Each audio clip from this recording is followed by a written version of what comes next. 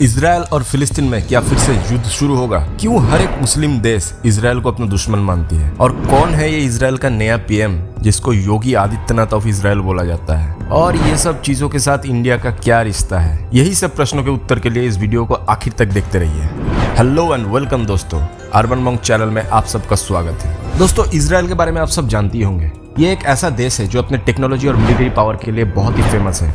और तो और मुस्लिम देश के 50 से ज़्यादा देश इसको अपने दुश्मन मानती है। मुस्लिम देशों का कहना है कि इजराइल ज़बरदस्ती पैलेस्टाइन यानी फिलिस्तीन को कब्जा करके रखे हैं और वहाँ पे अरब मुसलमानों के ऊपर बहुत ज़्यादा टॉर्चर करते हैं। दूसरी तरफ इजराइल का खुद का कहना है कि बहुत सारे मुस्लिम देशों के टेररिस्ट ऑर्गेनाइजेशन मिलकर इजराइल के ऊपर हमला करते हैं और इसी हमले के बचाव के लिए इजराइल को हमला करना पड़ता है। दोस्तों, दुनिया के बहुत सारे मुस्लिम देश जैसे टर्की, पाकिस्तान, ईरान, ये इजराइल को अपना कट्टर दुश्मन मानता है और यहाँ पे जाने के लिए इन देशों के लोगों को पाबंदी भी लगा के रखा हुआ है। दोस्तों, इंडिया पाकिस्तान में तो दुश्मनी है, ये सबको पता है, लेकिन ये इजराइल और फिलिस्तीन का मामला उससे भी ज़्यादा है। इन लोगों का दुश्मनी ऐसा है कि अपना बस चले तो ये लोग एक दूसरे के नस्ल को ख़त्म कर दें। और पिछले ही महीने आपने देखे होंगे इजराइल और पैलेस्टाइन के बीच जो घमासान युद्ध जैसे हालात हो गए थे, जितने मिसाइल दोनों देश ने अपने ऊपर गिराए हैं, ये बहुत ज़्यादा हो गया था। और इसी सिनेरियो में इजराइल में वोट होने को आया था और वोट हुआ भी। और 12 साल से पीएम बने हुए बेंजामिन नेतन्याहू को बस एक वोट से हार मिला और इजराइल में पहली बार एक ऐसा गठबंधन की सरकार बनी जिसमें मुस्लिम नेता भी शामिल थे।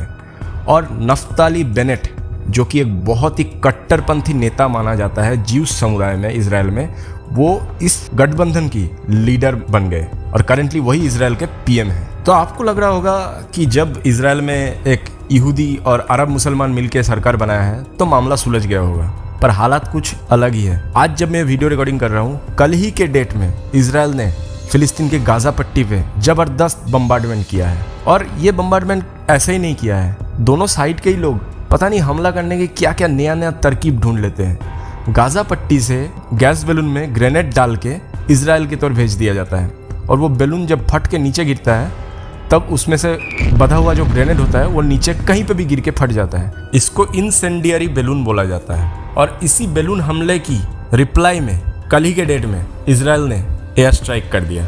अब जिन लोगों को लग रहा था कि नफ्ताली बेनेट आते ही और बेंजामिन नेतन्याहू जाते ही सब कुछ शांति और अमन के आगे हो जाएगा, सब कुछ ठीक हो जाएगा, मामला सुलझ जाएगा, उनके मुंह पे तमाचा पड़ गया। आने वाले कुछ दिनों में आपको ये समझ में आ जाएगा कि नफ्ताली बेनेट बेंजामिन नेतन्याहू से 10 गुना ज़्यादा खतरनाक है और इसीलिए उसे योगी आदित्यनाथ ऑफ इजराइल कहा जाता है। वैसे चेहरे भी काफ़ी मिलते जुलते हैं, दोनों के ही सिर के बाल नहीं है, तीखी नज़र, तेज जुबान, दोनों ही नेता अपनी जगह के दबंग नेता है और बिना हिचकिचाए कंट्रोवर्शियल और बयान आराम से दे देते हैं। ये नफ्ताली बेनेट कोई आम पॉलिटिशियन नहीं है, ये एक ऐसा इंसान है जो अपने जीवन के ज़्यादातर समय आर्मी में गुजारा है। और इजराइल के एक जाने माने खुफिया संस्था सैरत मटकल, उसके वो बहुत बड़े एक ऑफिसर हुआ करते थे और ना जाने बहुत सारे इजराइल के खुफिया मिशन में ये साथ दे चुके हैं और लीड कर चुके हैं। तो ऐसे एक व्यक्ति के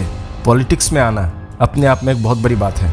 और ये बेफिक्र इंसान बहुत बार अपने विवादित बयान में ये भी बोल चुके हैं, ये अपने हाथों से बहुत सारे अरब मुसलमान के कत्ल किए हैं और उससे उनको कोई फ़र्क नहीं पड़ता। तो ऐसे विवादित बयान देने वाले एक इंसान जब एक देश के पीएम बनते हैं और 2 साल के लिए अब ये पीएम बने रहेंगे, पता नहीं ऐसे हालात में इजराइल और फिलिस्तीन के बीच मामला कैसे सुलझ पाएगा। अब नफ्ताली बेनेट के लिए सबसे बड़ी दिक्कत यह है कि उसकी सरकार गठबंधन की सरकार है।